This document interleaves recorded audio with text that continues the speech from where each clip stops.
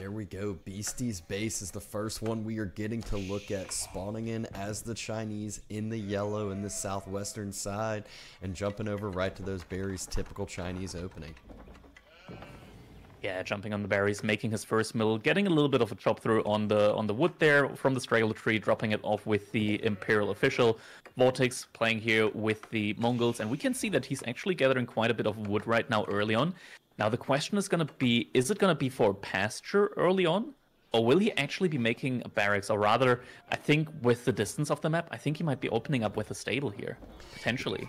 Yeah, it's weird with this map. You're very close to your opponent, but not close as far as rush distance, just close in proximity, because you have that giant cliff. You got to circle around a little bit. It does take just a bit of time, and it's one of these that all of a sudden you could find yourself on the wrong side of the town center that you need to, and then taking even further time to get to the where you need to pressure. Yeah, and it looks like Beasty actually scouted that VortiX is going to go for a little bit of extra wood at the beginning, so it's not going to be a straight feudal age from VortiX, but rather he's going to be putting on some aggression in the Dark Age, and Beasty immediately pulls a couple of extra villagers over to wood on his own side, so that tells me that he's going to go for an early barracks as well. Yeah, this is one of those things that if you are the Mongols and you go for that early aggression and you just get met with a couple spears on that side, you're like, well, all right, don't really know what to do here now. And then you can find yourself actually in a detrimental point where those spears can start pushing back and start burning your Uvu and denying one of your vital long-term free stone resources. Yeah, and this is exactly what Beasty wants. He finds the stable, is even going to be able to block the stable from being placed here. So is going to be able to deny the double production here from VortiX. I think if I'm VortiX here, I'm not even going to produce any cavalry. I'm just not going to produce anything and just look to age up. Because if Beasty still invests into Spearmen, in theory, I'm going to be ahead with Mongols. Yeah, and that is exactly what we see from Beasty. He at least is dropping the barracks. VortiX did not produce that horseman out of the stables until it got on top of the Uvu, but he is going for the production, and it's going to be hard to find any damage with spears already out and being that main counter to horsemen. Yeah, I mean, at least the horsemen are going to be forcing Beasty to stay a little bit more in his base early on, though he's not going to be able to immediately from the get-go move out onto like other resources out on the map.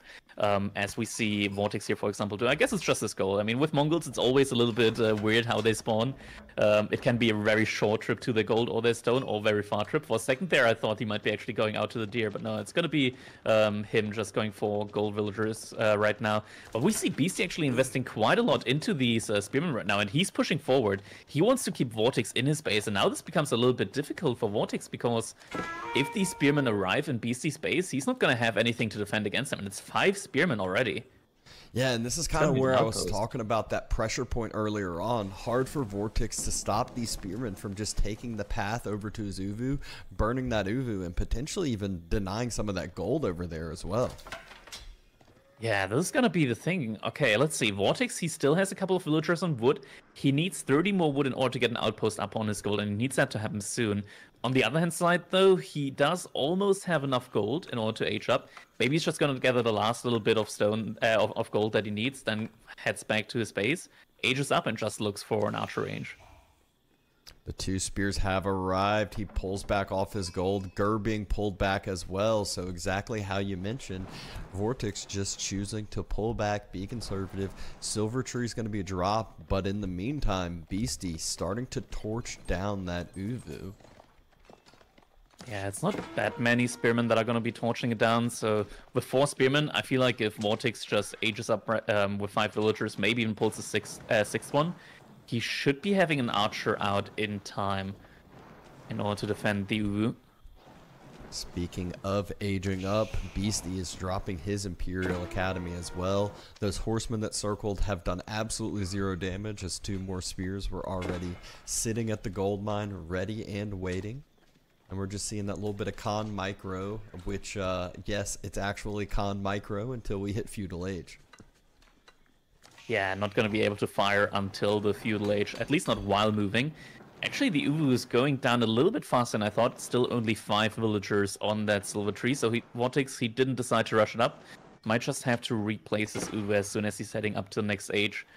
Now Khan once again just diving on the gold mine, just trying to harass as much as possible. You want to get as much value out of that early con as possible, and we can see VortiX making excellent use there of it, and now Barbican also going up, so BC is soon going to be in the Song Dynasty here.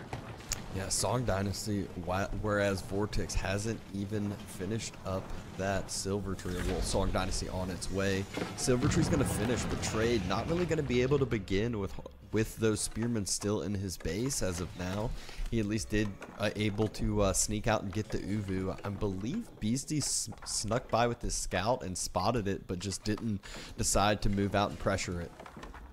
Yeah, I mean, if the Spearmen arrived there, it would probably already be up. It's just not worth it at that point to move the Spears all the way across. Now, VortiX is also making a market, which he's just probably going to be packing up and sending into one of the corner of the maps. Now he's also going to be spotting the Barbican out here. Overall, I think still VortiX is in a not bad position because all of these Spearmen that are out on the map right now for Beasty probably aren't going to be achieving too much here as well. And that's a bit more of an investment than all of these, than these two horsemen that VortiX invested into. Yeah, and the horseman does get picked off, does go down, and Spearman trying to circle, trying to find somewhere to do something, but as you mentioned, not really going to be able to do too much anymore.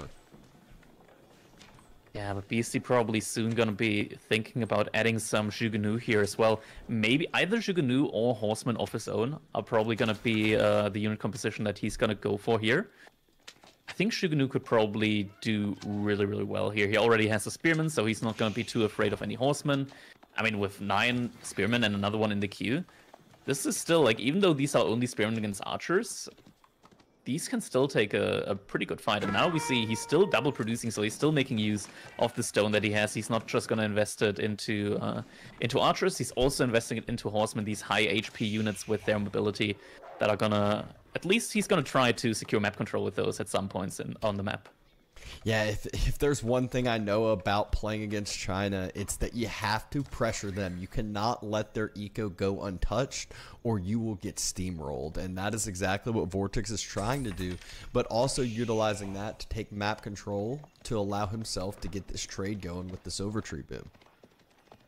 Yeah, exactly. And these Spearmen, they're going to be spread thin here if they want to deny any trade, because right now, the mobility favor is far on VortiX's side. Now, BC is going to get some Jugunu up, but Jugunu, they are not the fastest unit in the game. They have the same movement speed as Men-at-Arms and crossbows, so they're not as fast as Archers, not nearly as fast as Horsemen.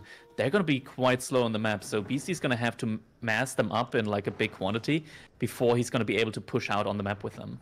Yeah, and it does look like we're going to see a little bit of some berries raid here by the Horsemen, by those few Archers. And doesn't get any Vil picks, but a good amount of idle time and just annoyance here. Beasty just stuck back in his base with the majority of his army, majority of his eco, not going to be able to move out once these resources start running low. Yeah, now the harassing on the food isn't actually the worst thing here for Beasty, just because of how cheap these Jugunu are. I tend to say that Jugunu's real strength isn't their damage output. Their main strength is just how cheap they are. With only 20 food, it is really, really easy to mass them early on when you don't have farms, when you don't have that infinite food income from those farms. And first villager of the game now going down. VortiX getting his first Vil kill of the game. Yeah, first Vil pick always feels pretty good, and just massing up the Horsemen, massing up the Archers. He's taken some decent trades here, but gotta start feeling scared once that Chook mass starts getting in the double digits and higher. Yeah, right now he can still be fine. He currently has way more Archers than BC as Jugunu. But yeah, as you said, as soon as those numbers start ramping and we see Beasty now being on his 3rd archer range, it starts getting dangerous. Exactly, and Beasty is the one moving out on the western side, going to try to get some proactive walls, has been trying to poke and prod at the trade, but no traders have gotten picked off yet. And it looks like VortiX starting to pull back a little bit, wants to just make sure this trade gets up and secured. Yeah, now that he has the trade running, he's going to be able to more than keep up with the Song Dynasty. And BC is playing this exactly right. He's going to be walling off one side. So BC, as a Chinese, he's going to be stuck with a less mobile army here. Means that he's going to be more prone to any raids coming in from VortiX. So walling in right now is definitely the right call. And now he has this big army mass. Now he has gotten more Jugunu out than VortiX has Archers. And he's also grabbing the range damage upgrade. VortiX also getting the range defense upgrade. But it looks like Beasty is supervising his blacksmith. So his attack damage upgrade is actually going to be coming in a couple of seconds ahead of VortiX's defense upgrade now. Yeah, that upgrade had been coming in for a while. I looked at it and I was like, oh, good proactive job by VortiX. You always have to get ranged armor when you're playing against China and you see them starting to mass those chukes, and that's what he did. But as you mentioned, Beasty, with the supervision, able to get his techs in just a little bit quicker and going to go ahead and get some ranged armor himself, playing against those massive archers. Yeah, so right now in this matchup, what becomes really, really important is how you move with your units. Because the Zhugunu, they don't have as much range as the archers. They have 4.5 tiles of range. The archers have 5 tiles of range. Also, the archers are a good bit faster than the Zhugunu. So if you use line formation and just try to stagger back and forth, you're going to be able to take a couple, like, some better trades with the archers than the Zhugunu usually are going to be able to.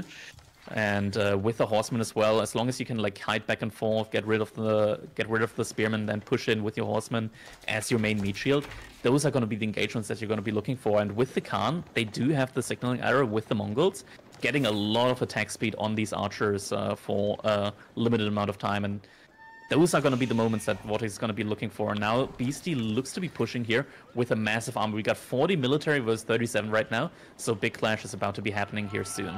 Great use of that scouting arrow. Clash going in. Horsemen trying to dive on that troop mass, and the archers firing down on the backside. As you mentioned, Khan arrow has been utilized. Spearmen trying to step up, get on top of those get on top of the archers and get on top of those horsemen, and all of the chooks are having to fall back. It looks like VortiX is winning this fight, and winning this fight pretty heavy-handedly.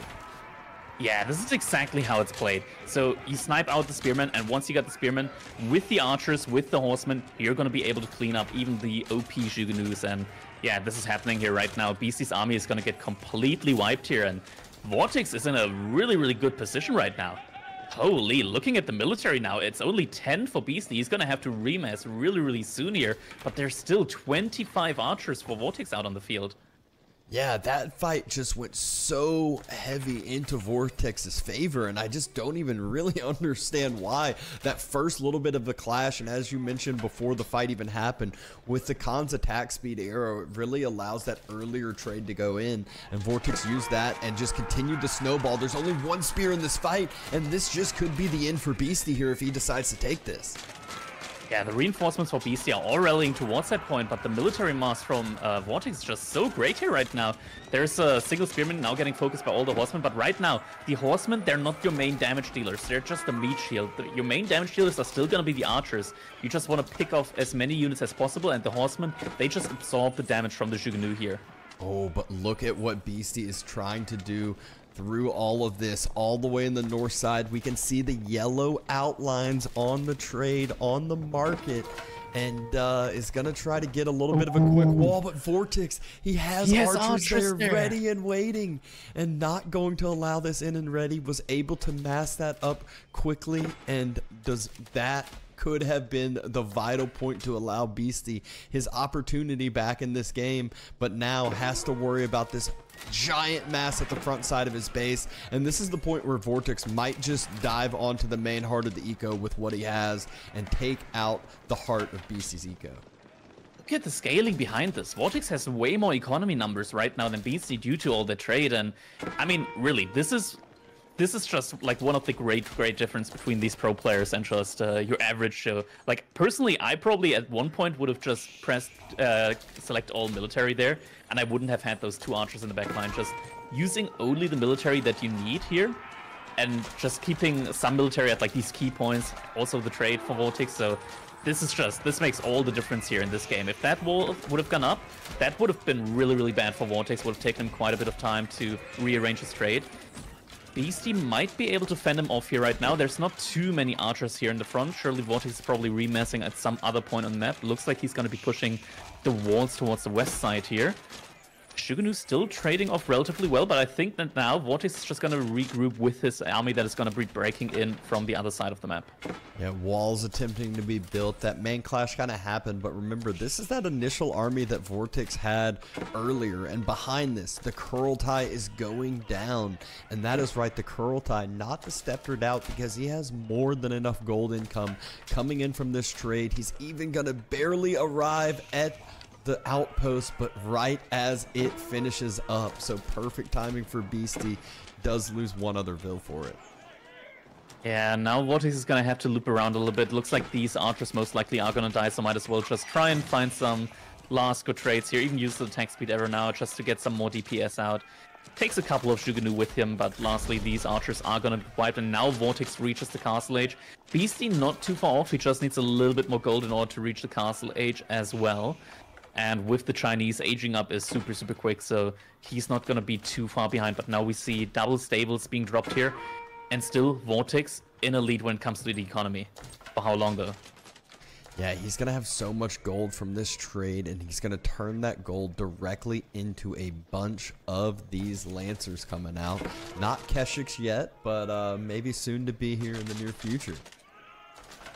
Yeah, also getting arrow slits in some of these further outposts. He does have the Yam arrow now, helping his traders and his horsemen that are on the front.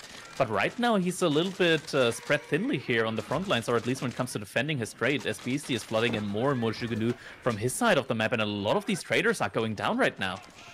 Yeah, it looks like VortiX trying to push up to that northern side, and main massive Beasty is pushing forward here and diving, but finally the Lancers arrive, and all he really needs is probably 2 of those to wipe the rest of this little mass forward. Oh, Beasty still has enough to one-shot these traders here, so gets a couple more traders in. Right now, still VortiX in the lead when it comes to the economy, but still was a great value that Beasty got here, overall now leading with the worker kills. Yeah, and VortiX, he's just been trying to burn down this gate on that side for quite a while, but Beasty's outpost that got up has proven to just be the perfect deterring factor.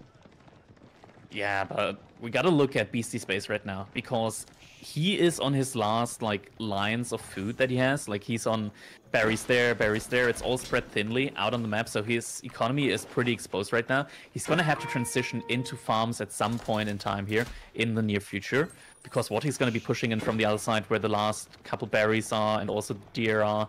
And if Beasty's not going to be able to defend that, or at least contest it, he's going to have to transition into farms. And VortiX, he already has a good bunch of pastures out right now in his base. Yeah, a couple crossbows starting to come out, which will help against those Lancers once they get a mass in them, but only 4 of them for the time being. And VortiX definitely spotted out that spotted out the berries in the north that Beasty was on pretty heavily, so knows that Beasty's starting to be hurt a little bit in that food income. Ooh, throws away one of those Lancers though. I mean, right now he's got still has a really, really good mass of Lancers. I think he's also, did he already grab yeah, he does have the veterancy on these archers. So right now he's in a firm lead when it comes to military, and he also has the higher quality units right now, also getting +1 damage here. He also already has +2 pierce armor. So overall, VortiX is looking really good. He managed to bring his Crackedyhere to the front as well. So that's also really, really good for him. And this is going to be a really hard push to defend here. That's going to be coming in from VortiX soon. Yeah, you can see he even plans to drop an outpost right in front of where that Crackedyhere is being dropped. So planning on just all-inning Beasty and taking this location here in the southern side. Beasty trying to drop some more barracks to get as much military pumping out as possible. But not only does he need numbers out, he's lacking in numbers and lacking in quality. Yeah, agree. And Khan's just trying to be annoying here. Could potentially go down, though. There's a Barbican right next to it. It's just going to try and get some vision here. And Outpost is going to be going up. Is Beasty going to try to deny it? Doesn't look like it. VortiX further posturing around there towards the front. Now it looks like Beasty's going to be moving forward. The villager's going to be pulled back? Nope, but Beasty's going to have to retreat, and that's a massive army here right now. Outside of the range of the Crackedyhere, so this might be just the best trade that Beasty might be able to get here. And the best Focusing trade for down. Beasty might not be enough as those Lancers circle the whole entire army, and the ranged and spearman mass just got obliterated. And there it is, Beasty throwing in the towel with it. Game number 1 of this series going over to VortiX. Yeah, this was just incredibly well played by VortiX. Knew his timings, knew how to put on pressure on the Chinese player. And he took the fight at the perfectly right time before Beasty managed to get to that critical number of Shiganu, managed to completely wipe the army, then push forward, get his age up advantage, and at the same time, he never let up in his base as well. He kept 2 archers on his trade, which basically saved his economy there, because these wards would have been really, really annoying for him to deal with if they had gone up for Beasty, and just really amazingly well played, takes game number 1 here in this best of 3. Yeah, and the Vil count number doesn't tell the whole story. It's really the economy number that we see here with VortiX trade booming and trade booming very hard. It's for game number 2. Oh. Here we go, and Beasty, he's gonna... Is that just an early boar? It's an early boar kill. 6 villagers in the 20th second, all heading towards that boar. This is... I've personally not seen this before, have you? No, I've never seen this other than maybe on some other maps with HRE, and not by people in high elos, more by people who just want to test some things out. But the early boar coming in from Beasty and doing it so efficiently, as you saw him just tanking it up so easily with his scout, which will heal up nice and fine. This is gonna be working quite nicely here, and I mean, this also means that he has so many villagers forward, meaning that he can drop his council hall very far forward as well, meaning that with the proxy council hall, his archers are going to be arriving really, really fast in the base of VortiX. Yeah, and this is one of those things, I always speak so highly of deer openings and going survival techniques, but having the boar finish that fast and having that extra food income, it's going to be even better than the typical deer opening, which is actually, we see VortiX pushing in the deer to his base, so he'll have some nice food economy himself, but not as good as Beasty. He still has the prelate. Never underestimate the prelate. So with that, his food gathering is going to be quite a bit higher than even from a boar. So not the worst situation here. Oh my God, that's... I mean, to be fair, there's not a lot going on this map. There's not too many points to contest, so even if you lose the scout, it's probably not going to be the end of the world. But that definitely does hurt, because you're not going to be able to scout out. Is your opponent maybe reacting with a stable to your council hall? Is he not? And yeah, it's definitely going to be an interesting one, that now Beasty is going to be pretty much having to play this one blind for the foreseeable future here, and just react to, just react to what he expects his opponent is going to be doing.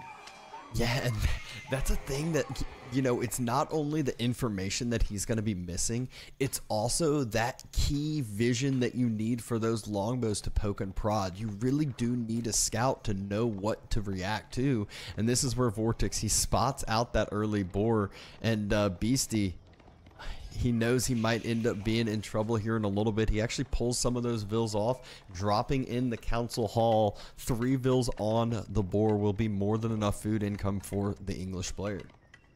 Yeah, so now he decides to drop it a little bit safer, a little bit closer to his main base.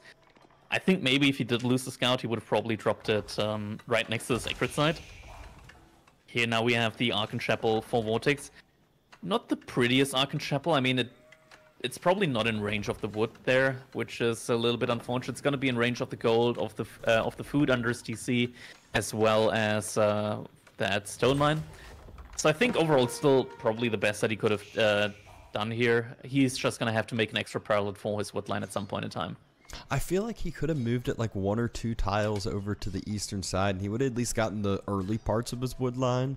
But I guess wanted it to be a little bit safer, a little bit more conservative. He wants the deer that he put so much effort in to lure them under his TC to still be in the range. So it still makes sense. He's still getting like 3 out of 4 resources covered by the Archon. It's not a terrible Archon. By no means it's a terrible Archon, but he is going to have to make an extra scholar just for an extra parallel just for that wood, because in these early stages of the game, wood is really important for your production buildings and whatnot, so you definitely want to have those villagers inspired.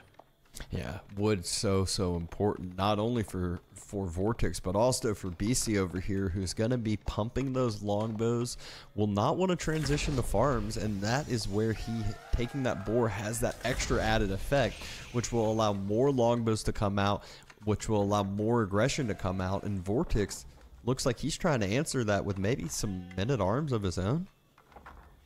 Yeah, men-at-arms are going to be interesting here because they start off with 3 pierce armor, and longbowmen start off with 6 pierce damage. So men-at-arms early on, actually not the best response here. I'm wondering how well this is going to work out for him, especially with the movement speed. It's just that probably would have been way better for him to open with a stables, but I'm not sure if Beasty maybe also made a barracks in the meantime. Obviously with a barracks as well, horsemen aren't going to be doing so well. But it looks like VortiX already has a blacksmith out, so he's going to be getting the marching drills upgrade right now. So his men-at-arms are actually going to be quite fast here. Yeah, I think his plan too is just to deny the boar for the time being. He can run past those longbows, just tank up a bit of damage for the time being. But Beasty has other ideas, wants to go pressure that wood line, spots out the blacksmith. He's using this as a scouting longbow, pulling vills to try to quick build that outpost, protect up the boar. Only 1 men-at-arms. What's up with the men-at-arms? It's not attack. There we go. I don't know. I was wondering the same. He started attacking and then he just held that swing for a while.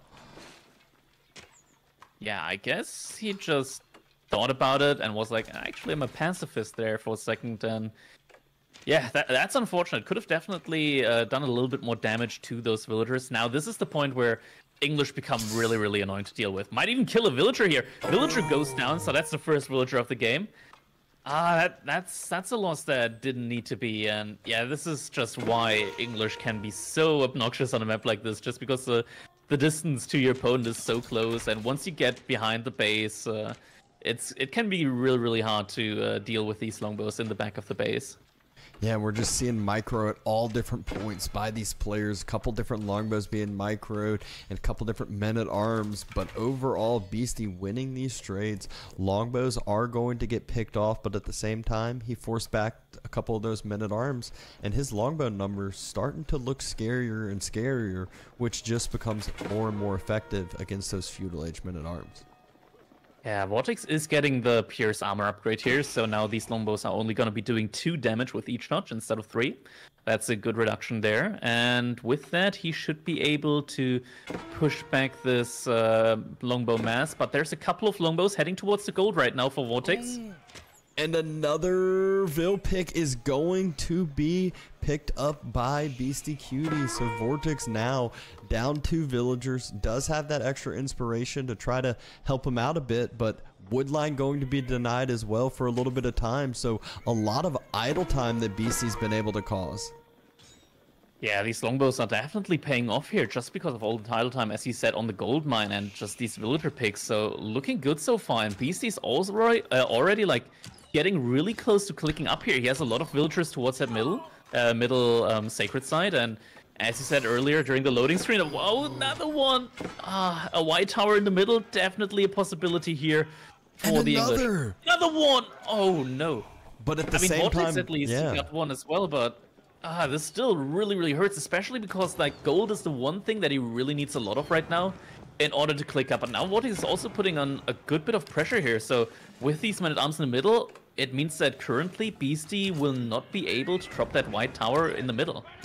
Yeah, if he tries to click up with the white tower, he'll need to do it a little bit more conservatively. It looks like he is choosing to do it right there next to his base, protect up his own eco, council hall, woodline, and whatnot. But that is not what you typically see here on the good old mountain clearing, close sacred site proximity map. Yeah, Beasty's aging up, but VortiX is going to be close behind this. He only needs a little bit more gold in order to age up as well. And on a map like this, when you look at the relic spots, the Ragnitz is going to be a... Oh, okay, now it's even. Now it's actually even, and a lot of idle time was also caused by VortiX because all of these villagers had been stuck in the outpost there for a long time. And these men-at-arms right now, they actually have the bonus armor with the blacksmith upgrade. Beasty doesn't have a blacksmith. These men-at-arms, they're just roaming around right now in Beasty's base. They're going to be causing a lot of idle time as well. Yeah, talk about some idle time. Not only having Vills inside that TC, but White Tower also being denied for the time being. He even has a couple more men-at-arms on the way, so let's see how much he can do with these. We were kind of saying that Horsemen could have been better here, but men-at-arms showing how tanky they can still prove to be, even in Feudal Age. Yeah, and the man-at-arm once again causing idle time here. Beasty doesn't have a lot of gold in the bank right now, so if he goes up right now, he's not going to be able to produce anything immediately. Maybe another villager getting killed there? Yeah, another villager just went down for Beasty, and now VortiX, he's going to be rallying towards that outpost, wants to get that down now. Very likely going to be having some... I mean, right now, looking at the eco bank, Beasty doesn't have the resource to even make a single knight here right now. No, he doesn't have the resources to do anything, and this was just that perfect timing yet again from VortiX. Beasty just didn't think that the men-at-arms were going to cause as much damage as they did, and VortiX able to get a pretty decent timing himself behind this as Regnance finishes, and he already has an aggressive prelate moving forward, wants to grab that sacred site as soon as possible, and going to get those relics secured very, very quickly as the one near his base already picked up being brought back in. Single crossbow out on the field right now. I think more crossbows are going to be following soon with the council hall.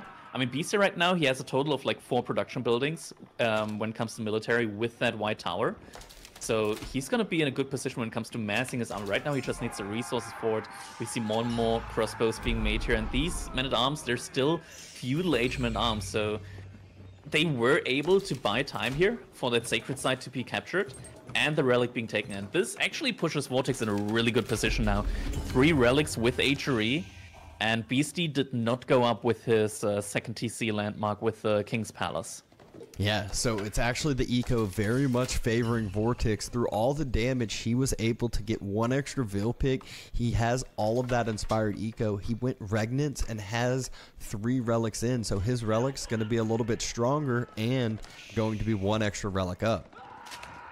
Alright, Spearman now also on the field for Beasty. Not upgraded Spearman though. I guess he's been making them from his White Tower right now. Means they're produced a little bit faster, and the English Spearmen are already veterancy from the get-go. Well, not veterancy, but like hardened from the get-go. They get the upgrade for free. Is Beasty actually going to be able to capture this? I feel like VortiX already has enough units to take this down. I think he does. He's just waiting for that timing. Might wait for 1 extra horseman. A little bit extra healing, and it looks like he's letting it get, as we say that, he just knows the timing so perfectly. Decides to step on up. Crossbows trying to kite on back, and Horseman chasing down. Gonna go ahead and push Beasty's military back. Men-at-arms perfectly closing in on those spears, and Horseman just again on top of those crossbows exactly as a VortiX should be, and actually gonna be able to pull up and pick up the monk as well. That was such great timing here for VortiX. The military from Beasty once again gets wiped, and now military lead really firmly in the hands of VortiX. He does have a lot of gold right now, might want to drop either a market soon in order to buy some other resources, or just grab some more upgrades right now, because he certainly could grab some more upgrades. +2 Pierce defense right now for him would also be nice.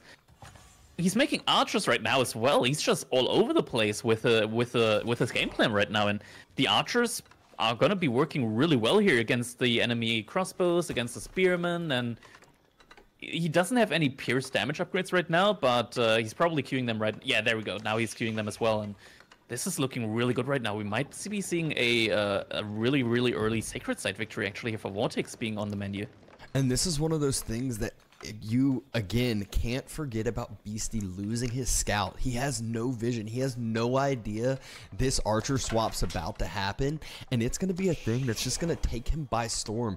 Archer's perfectly countering every single unit he has out, and VortiX also going to still have that men-at-arms and horsemen front line. Beasty's gonna have to mass a lot of armies soon. At least now he's getting an outpost, so that means that during these fights he's at least gonna be having his aura with him as well. If Beasty just had more vision, I feel like this is where the lack of vision really comes into play. If he just remade the scout at one point here, he could have probably seen that, okay, VortiX is now going into archers as well, and I feel like then some men-at-arms, probably from the English, could have actually been good here. Now VortiX got his outpost up in the front, and he's even pulling a relic in order to get an emplacement up on that with a relic inside. Sacred Site unlikely to be decapped here just because of that really, really big army mass that VortiX has right now. Yeah, and Beasty taking some damage, was trying to pull back those units as they were getting low, heal him up with his monk. VortiX, though, realizing how small Beasty's army is, deciding to opt in, take the fight, showing his archers, but knowing that this is yet another fight he's going to win heavy-handedly and absolutely wipes the floor with Beasty's army. I was about to say it's in single digits, but it was down at 1 for a second or two, and Beasty. AG gets cold. Wow. That was so clean.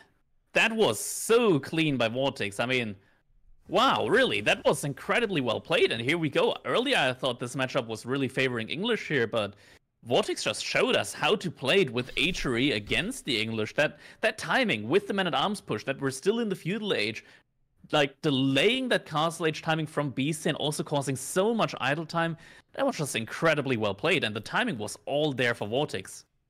Yeah, that was just unbelievable. We questioned the men-at-arms play for sure, but he had other plans for it, which was just getting tanky enough to dive on that boar, cause a ton of damage, cause a lot of delay on that castle age, which allowed him to have a safer eco himself and a safer timing as well.